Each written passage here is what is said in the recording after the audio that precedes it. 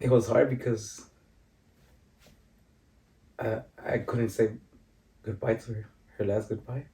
Yeah. I wasn't there. And that was like the toughest moment in my life.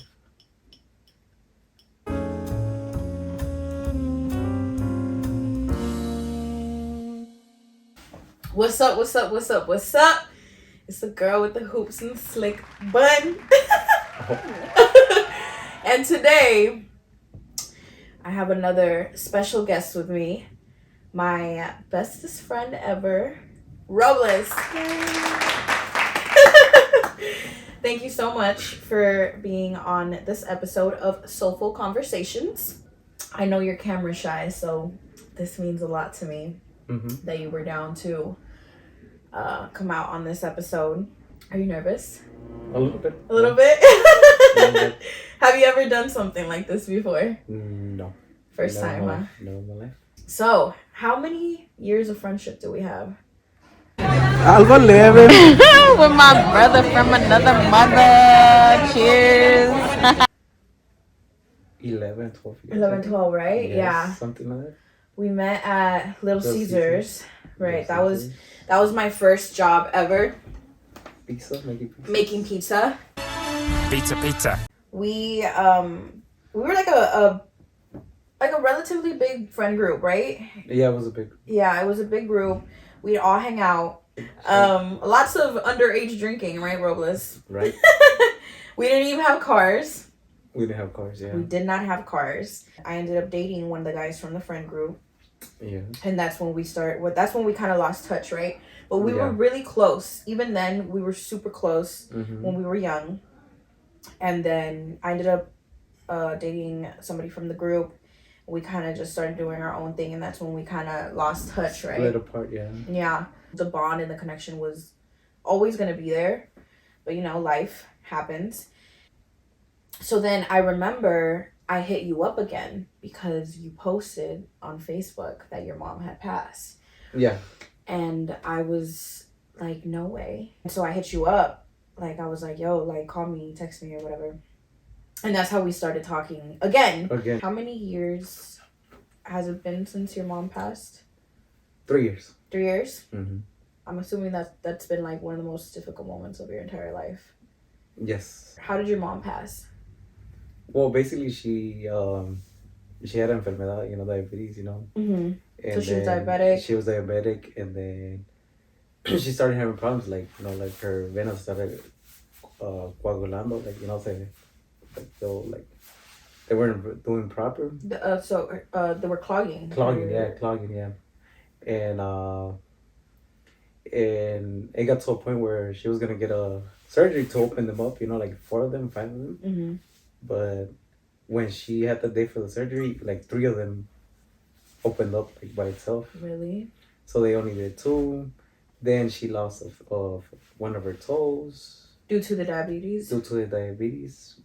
And she was like, and then during those, I remember it was a process. During that moment where she was going through all that, she was going through like, in the other side of her life, like she was going through hell too, because first, I think one of her sisters passed away. Then my older brother passed away. Then my grandpa passed away. So throughout that process, she was going through a lot of emotions, and it was hard, it was hard seeing her, like going through all that pain, and then still dealing with her pain, And I remember like she'll be like, like crying at every time, And the worst is that she'll be in the hospital majority of the times. She'll have to go to the hospital because she couldn't walk no more. Like she'll walk like 20 steps and she'll run out of bread. How old was she when she passed? She was young.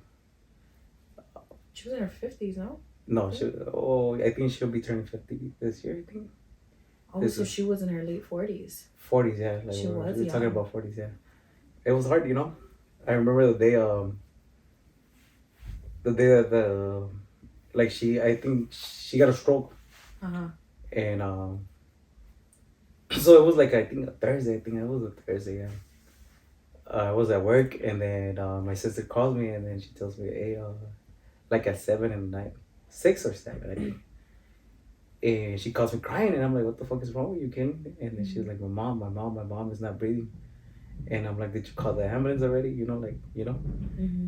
And she was like, "Yeah, like they're taking her. My mom is not alive. What the fuck?" And I'm like, "Just relax, you know." And then I'm like, "What hospital are they taking her?" And then she was like, "Harvard, UCLA." When I arrived to the hospital, normally like they'll give me a visitor pass and they'll let me in through, But this day they were like, "Oh, hold on, give us 10 minutes." And then a social worker came out. When the social worker came out, that's when I felt like everything just dropped. Like you were my like, guts something's wrong for sure. dropped because they were like social worker. I was like, why the fuck do I have to talk to a social worker? And the social worker, like when she introduced me, she was like, "Are you Brian Robles? Are you older son of Marilyn Robles?" I'm like, "Yeah, And she was like, "It's gonna be hard, but I gotta talk to you like about something." Follow me to this room, and I'm like, I felt like everything dropped. I was like, "Oh shit, what the hell?"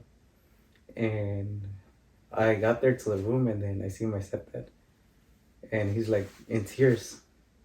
That's when I turned around, and I was like, "No way, no way!" I was like, "No." And it was hard because I couldn't say goodbye to her. Her last goodbye. Yeah. I wasn't there, and that was like the toughest moment in my life. What were some of the best memories that you have with her? Like, what do you remember, like, when you think of times with her? It's like basically everything. She'll put me to clean, she'll put me to cook, and I'll be like, "Why the fuck are you putting me to clean?" You don't see it when you're a kid, obviously, you just wouldn't be doing stupid shit. Yeah. She was like, always taught me, you gotta work hard. If you want something, like, you gotta work hard for it. I think that's what made me as a person that I am now. I may not have the best job right now, but I have a job, and I keep it. It's like I don't just like, oh, I don't want to go to work. No, I'm like, I don't want to go to work, but I have to go to work because why? I have bills to pay, I have rent to pay, I have food to buy. It's like, and that's what keeps me up, motivated. Like she didn't leave me nothing, but like the morals in life, everything, she left it to me. I remember when you told me that, like, you opened my eyes to something new because I didn't think about it that way. I remember when my mom passed, I remember like thinking, okay, she didn't leave me anything but bills, And then you were like, I remember you mentioning that, like, sometimes when people pass, they don't leave you material things or money. Yeah. But what they taught you, they leave you what they taught you. They leave you with that. So after she passed, Mm-hmm. I remember you mentioning that people constantly asked you if you were okay or how you were feeling. One thing that I want to do is like thank my boys, like the part of the squad, like everyone, Alex, Steve, Kevin, Eric, Edwin, like everyone in my little group that I hang around. Obviously you, when you found out. One of my biggest friends, also Maritza. You were blessed with a lot of support. Support, yeah. I was like, what you want to do in that moment is like you don't want to be around people, you just want to be like by yourself. But one of the things that they my boys did is like they didn't let me. That's really I didn't feel alone like throughout the process. Like I didn't feel alone. I felt supported. Yeah. Sometimes I would annoy them.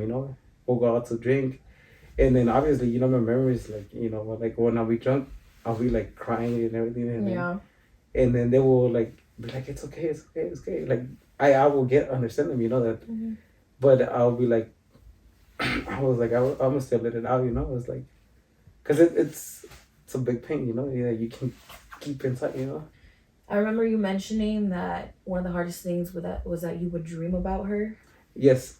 Constantly. Like in the beginning, yeah, it was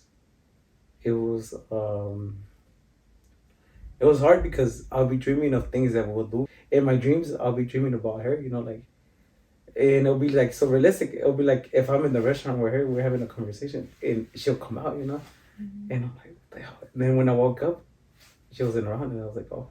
And the pain would just come back. Yeah. Oh, that's the worst. That's the worst, because then it's like you wouldn't. Then you realize, you'd be like, Like it was just a dream. It was just a dream. Do you ever felt? You know what I just noticed? What? My light wasn't on. That's what I told you, the light in the beginning. Let's see how much of a difference. Oh my gosh. I'm so mad right now. Okay, there's a big difference, but I feel like it's not gonna make a big difference. I remember when I was going through that situation with my mom, I was like, I'm so glad I have Robles, you know, not just because your mom passed as well, but because I knew you would be there for me. It definitely was a very different situation. Probably starting with the fact that was she was my grandma, you know, but I was raised by my grandparents. My grandparents. I remember with my mom, I thought it was dementia. You know, I thought it was going to be dementia. In like the span of 2 years, she drastically lost so much weight. And I remember telling her, like, Mom, why are you losing so much weight? And she was just like, oh, it's because I'm eating less. To her, it was a good thing because she was diabetic. So she's like, the diabetes is gone now. And I'm just like, yeah, that's good. But how do you lose that much weight so quickly? And she's like, I'm just not eating well.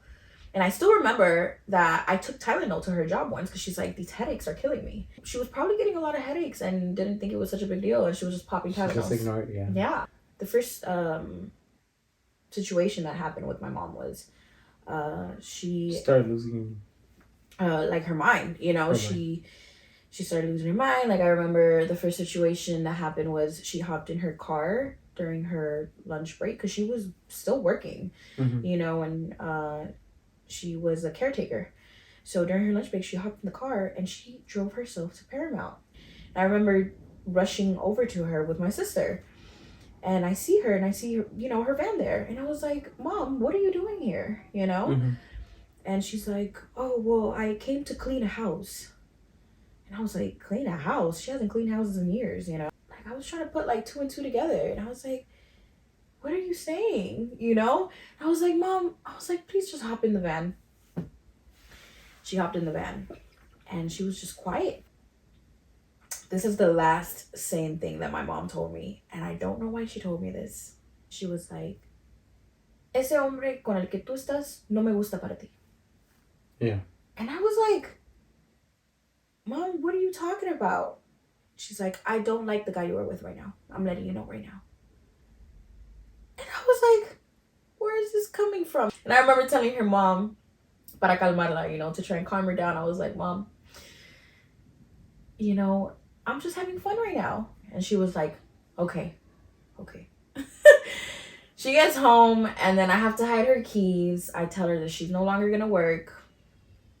Done deal. My biological mom takes her to the doctor and they tell her that she's showing signs of pre-dementia. I literally went down a rabbit hole looking into dementia, Alzheimer's. Yeah, all that. And then I think like a month passed by and her decline was rapid. It literally happened like this span of like a week. Like one day I came to see her and she was already like losing her mind.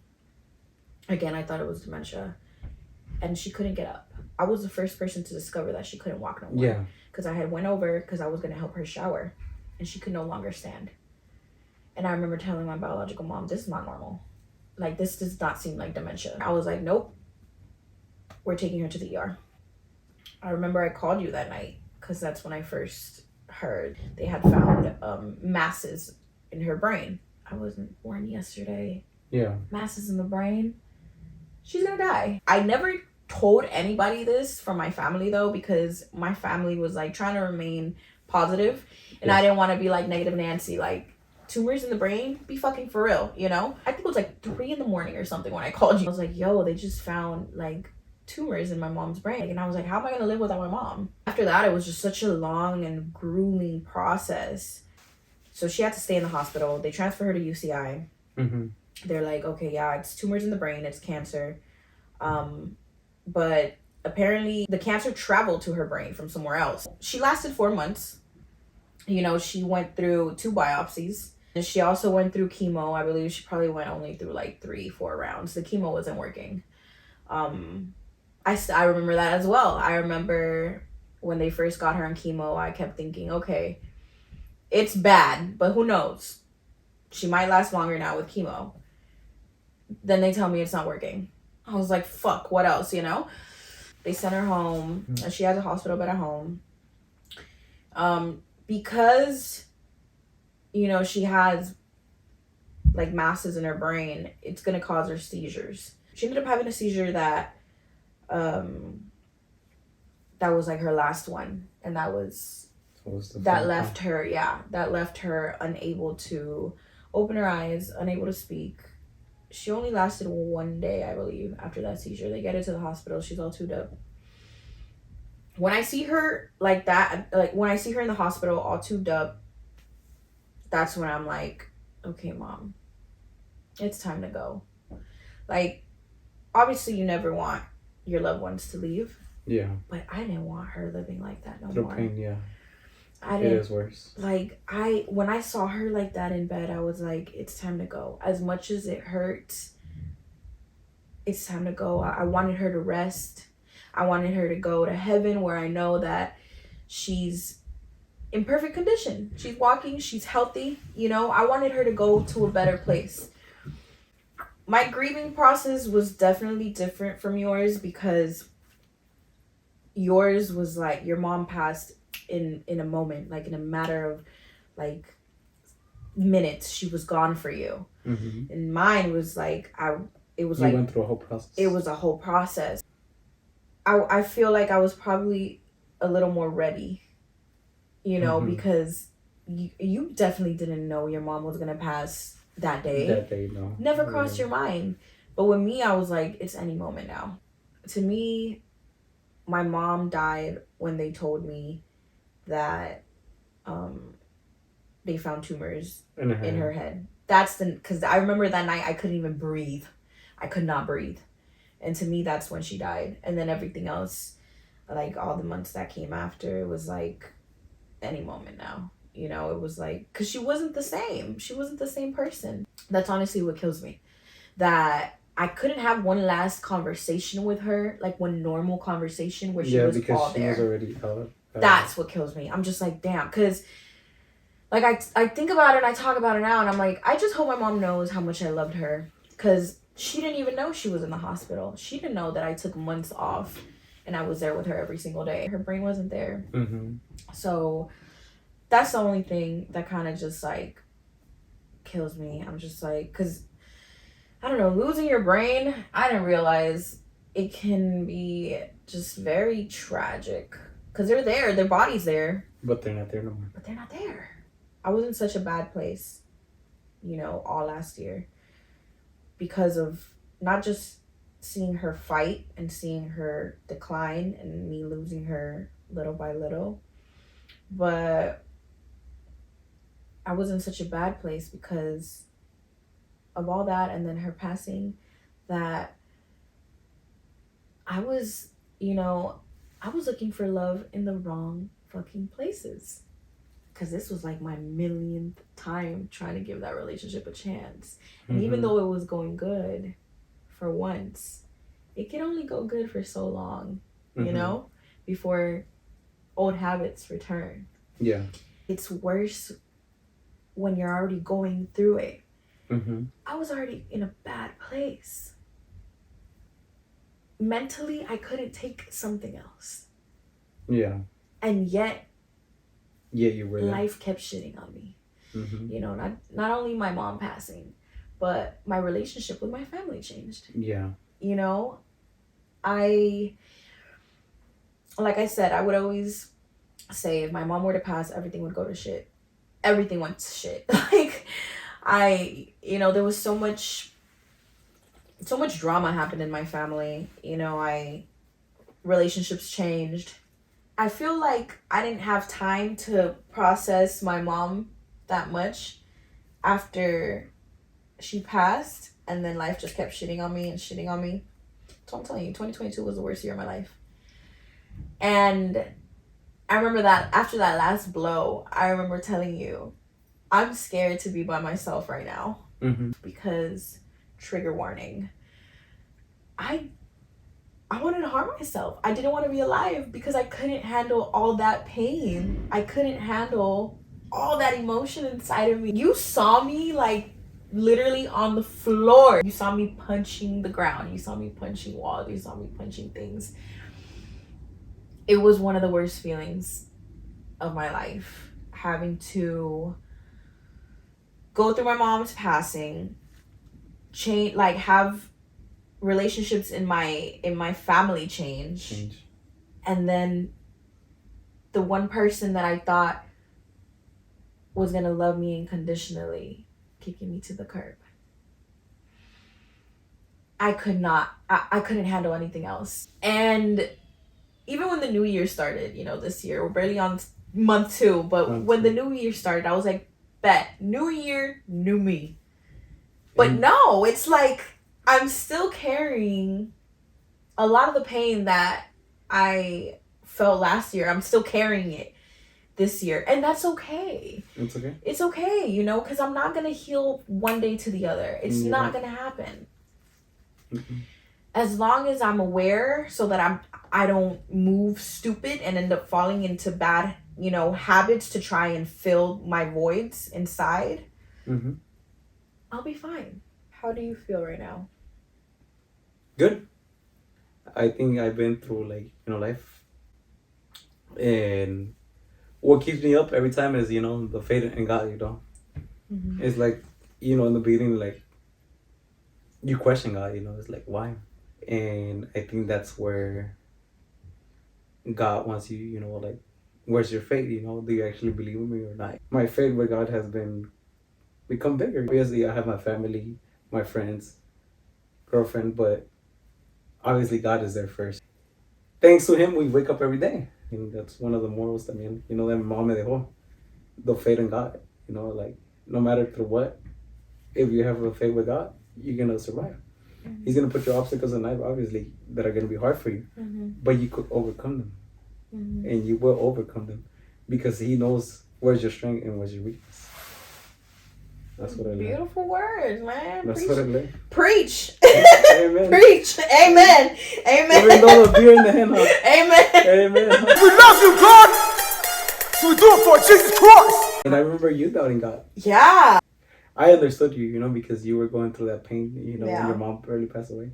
You were like, God doesn't fucking like us. And I was like, okay, there's no God. And I'm like, she's going through pain, Yeah. Now that I'm starting to feel like a little bit better, mm-hmm. I guess I understand God. I was like, why, God? I was already going through the pain with my mom. Like, why is life still shitty on me, Mm-hmm. But in reality, He was just taking people out that weren't good for me. I know you're a Christian. I'm not a Christian. I was mm-hmm. raised Catholic, but even then, I can't even tell you I'm a Catholic. Mm-hmm. I can't tell you I'm an atheist as well, because I do believe that there's a bigger, power force being out there than us. I do believe in a God, but, mm-hmm. I believe it's like an energy. That's why I'm big on energies and the universe and all that. Like, I just feel like I'm very big on whatever you put out is going to come back. Definitely was doubting, and that I was. It just didn't make sense to me, Mm-hmm. If He had the power, why would He put me through all this?